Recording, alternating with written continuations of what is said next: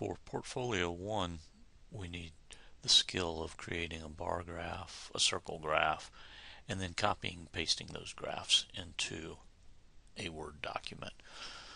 So let's get started. We're going to create a simple table with some information over here.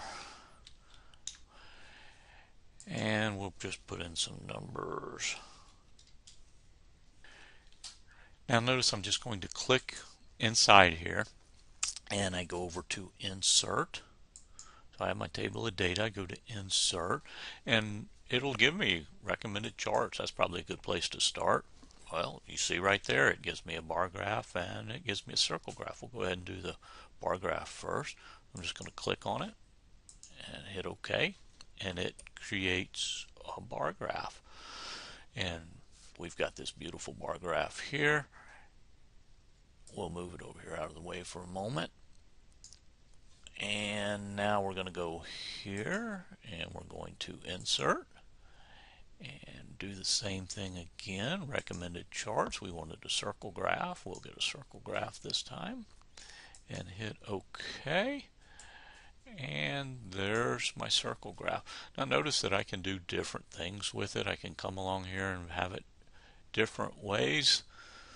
Simplicity's nice, or having it with these percents actually on it is a nice way to do it. So I'm going to pick the one with percents on it. I'll simply do that. And now I need to open a Word document. So I click my Word document here. We'll highlight that. I'm going to graph that. Remember, we need to watch what our cursor's doing. So I've clicked this thing. I'm going to get up here on the edge of it, not out here because that clicks someplace else. So I click my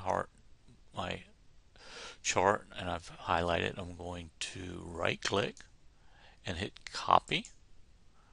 Alternatively, don't click there. See, that's just going to copy that. I'll click here. Alternatively, I could come up here and do a copy. Either way. Now I'm going to go over into my Word document and I'm going to put Control V, or I can right click here, and notice I do not want to do it as a picture. I just want to simply bring it in as a graph. I'm going to hit enter here again, and I am going back to Excel to get my other graph. I click on it, I right click and copy, and I go back to my Word document, right click and copy, paste, and then I think our directions told us to go type a paragraph, so I do blah blah blah. You'll type a paragraph based on what the directions tell you. Then we will simply save our file. I have a very specific format, so I do File, Save As, and I'm going to put it in my document so I can find it easy enough.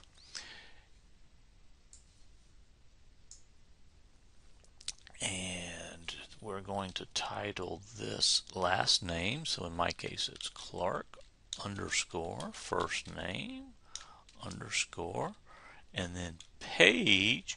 And which page number are we for Portfolio 1? Page 13. So we'll save it as page 13.